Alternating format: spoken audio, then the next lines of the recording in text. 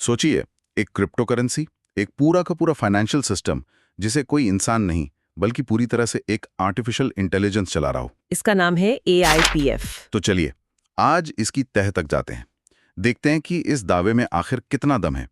हमारा मकसद बस ये समझना है कि ये क्या सच में डीफाई का भविष्य हो सकता है या फिर ये सिर्फ एक और बड़ा वादा है। और जो सोर्स में इसका सबसे बड़ा सबसे आकर्षक दावा है वो यही है कि इसमें इंसानी दखलंदाजी जीरो है। जीरो मतलब कैसे? सोर्स के मुताबिक इसे बनाने वालों ने इसे बनाकर छोड़ दिया, अपना मालिकाना हक भी वो भी छोड़ दिया और स्मार्ट कॉन्ट्रैक्ट को एक ऐसे 00 एड्रेस पर भेज दिया जिसे कोई कंट्रोल ही नहीं कर सकता। अच्छा, तो मतलब कोई सीईओ नहीं, कोई टीम नहीं जो रातों रात नियम बदल दे। बिल्कुल, कोई लालच या डर में आकर फैसले नहीं ले सकता। एक बार जो नियम बना दिए वो बन गए, सब कुछ AI के हवाले, लिक्विडिटी से लेके सप्लाई तक सब कुछ ऑटोमेटेड। और मजे की बात यह है कि ये कोई एक अकेला AI नहीं है। तो फिर प्रेजेंटेशन के हिसाब से ये असल में 5 अलग-अलग AI का एक ग्रुप है, एक टीम है जो मिलकर काम करती है। 5 एआई मतलब एक तरह की एआई कमिटी या डिजिटल कैबिनेट? हाँ, बिल्कुल सही शब्द है, एक डिजिटल कैबिनेट, और हर AI को एक खास जिम्मेदारी दी गई है। दिलचस्प है। तो इस कैबिनेट में कौन-कौन है और किसके पास क्या काम है? तो देखिए, हर AI क्रिप्टो की एक क्लासिक समस्या को सुलझाने के लिए बनाया गया है। ठीक है। जो पहला AI है उसे NE कहते हैं। NE। हाँ, ये एक तरह से सिस्टम का सेंट्रल बैंक है। कब नए कॉइन बनाने हैं और कब मार्केट से कॉइन वापस खरीदकर उन्हें जला देना है, मतलब सप्लाई को कंट्रोल करना, ये सब उसी का काम है। ठीक है, तो एक हो गया सप्लाई कंट्रोलर, ताकि बहुत ज्यादा कॉइन मार्केट में आके कीमत न गिरा दे। बिल्कुल। फिर दूसरा AI है ALS। ALS। ये एक 24/7 काम करने वाला ट्रेडर है। इसका एक ही काम है, बाजार में पैनिक को रोकना। पैनिक को रोकना? वो कैसे? जैसे ही लोग बेचना शुरू करते हैं, ये खरीदना शुरू कर देता है, और जब लोग ज्यादा खरीदने लगते हैं तो ये सप्लाई मैनेज करता है। सोर्स का दावा है कि इसकी वजह से कीमत में अचानक बड़े उतार चढ़ाव नहीं आते। एक मिनट, अगर एआई बाजार को इतना संतुलित कर रहा है तो क्या इसका ये मतलब नहीं कि वो बहुत ज्यादा मुनाफा कमाने से भी रोकेगा? क्या ये स्थिरता के लिए हाई रिटर्न की संभावना को खत्म कर देता है? ये बहुत अच्छा सवाल है, और थ्योरी के हिसाब से हाँ, ये बेतहाशा उछाल को भी रोकेगा और भारी गिरावट को भी। इसका लक्ष्य है एक स्थिर विकास, रातों रात 100 गुना वाला रिटर्न नहीं। ठीक है, तो 2 एआई हो गए। आगे? तीसरा है ARIP, जो एक तरह का रोबो इन्वेस्टर है। जो लोग पैसा लगाते हैं उनके रिवॉर्ड्स को ये अपने आप री इन्वेस्ट करता रहता है, ताकि कंपाउंडिंग का फायदा मिले। जी हाँ।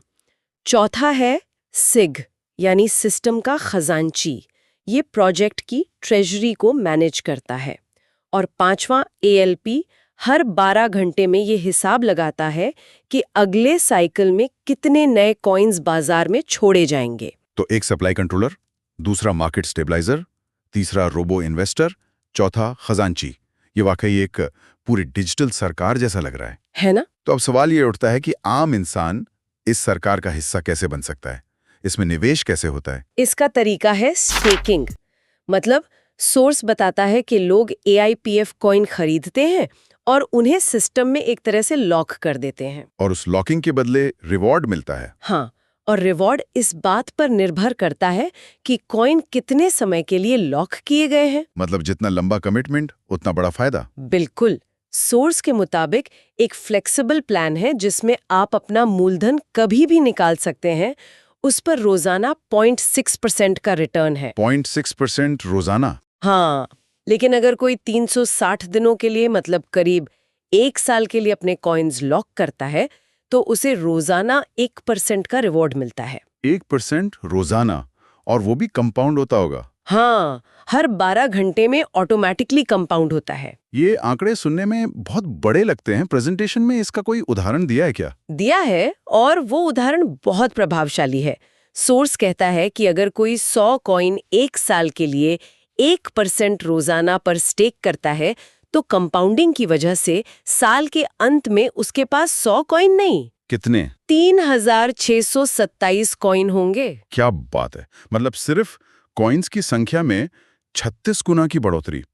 इसमें कॉइन की कीमत में होने वाली बढ़ोतरी तो शामिल ही नहीं है। बिल्कुल। 36 गुना? यहाँ एक नेटवर्किंग पहलू है। मुझे लगता है हमें इस पूरे सिस्टम के डिजाइन को एकदम शुरू से समझना होगा। बिल्कुल। और इन चार्ट्स में कुछ और भी दिलचस्प चीजें हैं, जैसे ये रैंक के नाम है, नोवा, वाइब, क्वांटम। हाँ। फिर हर रैंक के लिए कुछ शर्तें हैं। आपकी अपनी होल्डिंग्स जो USDT में है, मतलब एक तरह की डिजिटल करेंसी। ठीक है। फिर है टीम टर्नओवर, वैलिड रेफरल्स और एक बहुत ही अनोखा शब्द ROI ऑन ROI। हाँ, इसी पर मैं आने वाली थी।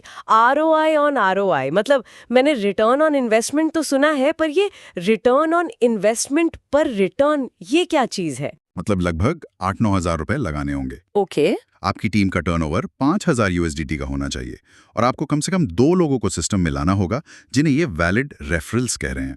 ठीक है, ये तो किसी भी सेल्स या एफिलिएट प्रोग्राम जैसा लग रहा है। आपने कुछ पैसे लगाए, 2 लोगों को जोड़ा और एक छोटा सा टारगेट पूरा किया। लेकिन इसके बदले में जो 10% ROI ऑन ROI मिल रहा है, उसका मतलब क्या है? क्या ये मेरे $100 पर 10% है? नहीं, यहीं पर सारा खेल है। अगर ये सिर्फ ROI होता तो इसका मतलब आपके 100 USDT पर रिटर्न होता। अच्छा। लेकिन ROI ऑन ROI का मतलब है कि आपकी टीम जो रिटर्न कमा रही है उस पर आपको रिटर्न मिल रहा है। ओह। इसे ऐसे समझिए कि आप एक टीम की मैनेजर हैं। आपको अपनी सैलरी तो मिलती ही है, पर आपके खिलाड़ी जब मैच जीतकर बोनस कमाते हैं तो उस बोनस का एक हिस्सा आपको भी मिलता है। क्योंकि मैंने उन्हें ट्रेन किया है। बिल्कुल, क्योंकि आपने उन्हें ट्रेन किया है। अच्छा, तो मतलब मेरी कमाई सिर्फ मेरे पैसों पर नहीं बल्कि मेरी टीम की कमाई पर भी निर्भर करती है। ये तो शुरू से ही आपको एक रिक्रूटर या मैनेजर की भूमिका में डाल देता है। एग्जैक्टली। और ये तो बस शुरुआत है।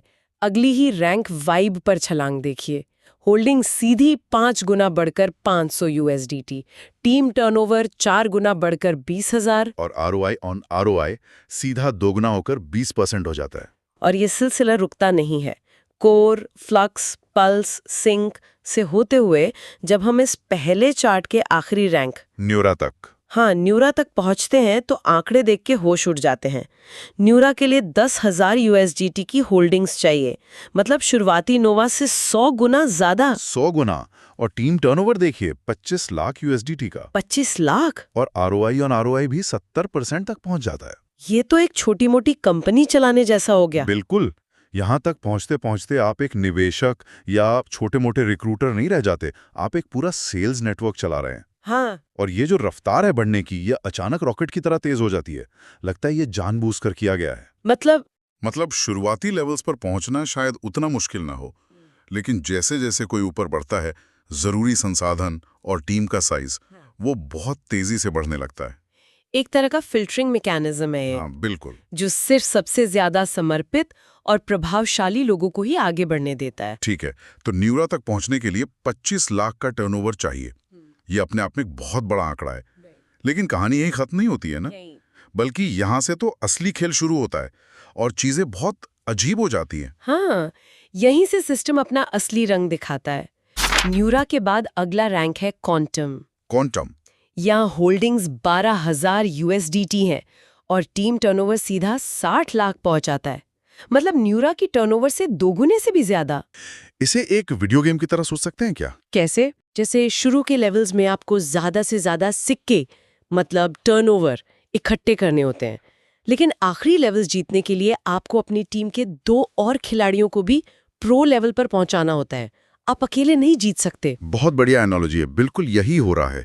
सिस्टम आपको एक अकेले खिलाड़ी से एक टीम कैप्टन और फिर एक कोच बनने पर मजबूर कर रहा है। और इनाम भी उसी हिसाब से बढ़ता होगा। बिल्कुल। क्वांटम पर जहां ROI ऑन ROI 80% है, वहीं एपेक्स पर ये 150% तक पहुंच जाता है। 150%? हाँ, हर लीडरशिप लेवल पर 10% की सीधी बढ़ोतरी, ये एक बहुत बड़ा प्रोत्साहन है अपनी टीम को आगे बढ़ाने के लिए। ठीक है, तो चलिए अब इन सब टुकड़ों को एक साथ जोड़कर देखते हैं।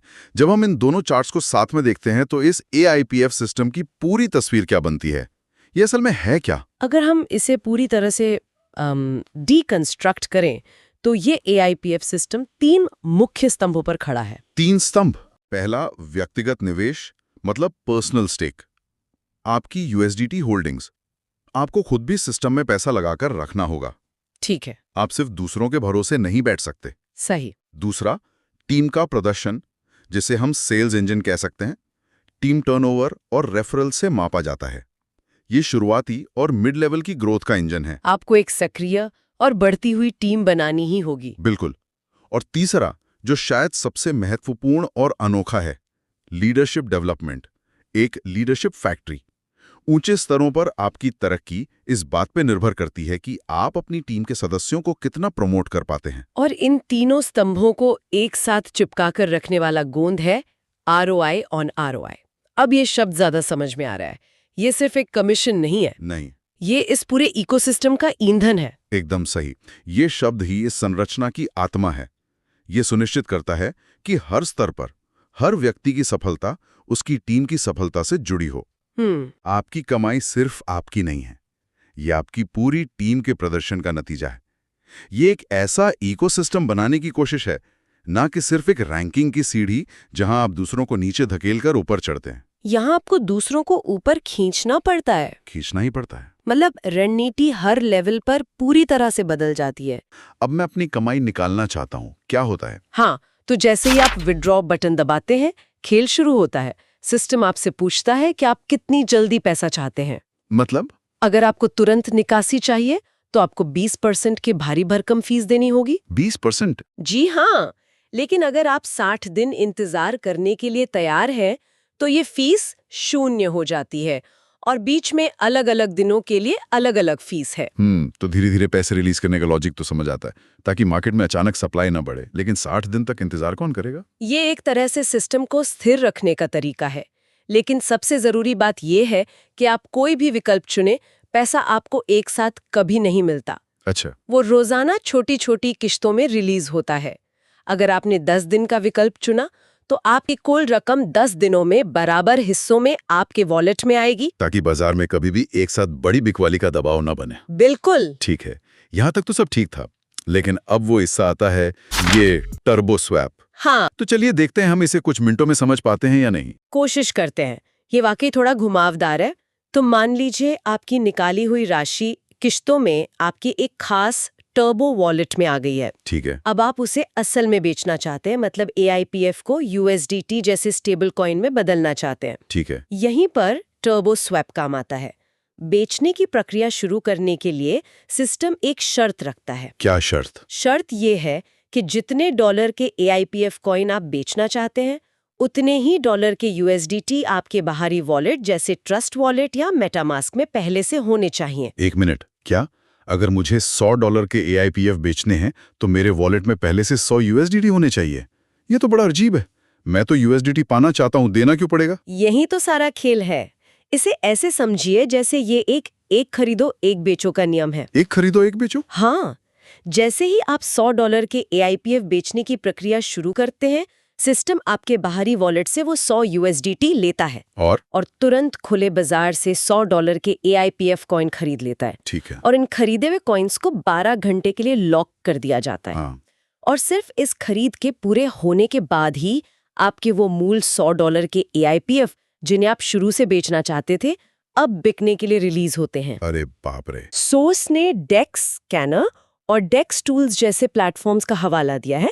दावे के मुताबिक 100% लिक्विडिटी लॉक्ड है, जिसका मतलब है कि डेवलपर्स पैसा लेके भाग नहीं सकते। ये तो अच्छी बात है। और कॉन्ट्रैक्ट मिंटेबल नहीं है, यानी कोई अपनी मर्जी से नए कॉइन बनाकर सिस्टम में नहीं डाल सकता और कोई छिपा हुआ मालिक भी नहीं है। तो इस पूरी चर्चा को अगर हम समेटें, हमने AIPF नाम के एक प्रोजेक्ट की गहराई से पड़ताल की, जो पूरी तरह से AI द्वारा चलाए जाने वाले एक DeFi इकोसिस्टम का वादा करता है। और इसमें स्थिरता और विकास के लिए बहुत जटिल और अनोखे तंत्र बनाए गए हैं। इसका तकनीकी डिजाइन, खासतौर पर इसका विड्रॉल सिस्टम और ये टर्बो स्वैप, सप्लाई और डिमांड को काबू में रखने का एक बहुत ही साहसिक प्रयास है। नतीजा चाहे जो भी हो, ये टोकन इकोनॉमिक्स में एक आकर्षक केस स्टडी तो है ही कि कैसे एक सिस्टम खुद को इंसानी भावनाओं के असर से बचाने की कोशिश कर सकता है। और अगर हम सिर्फ सोर्स मटेरियल के नजरिए से देखें तो ये एक ऐसा मौका है जो जिंदगी बदल सकता है।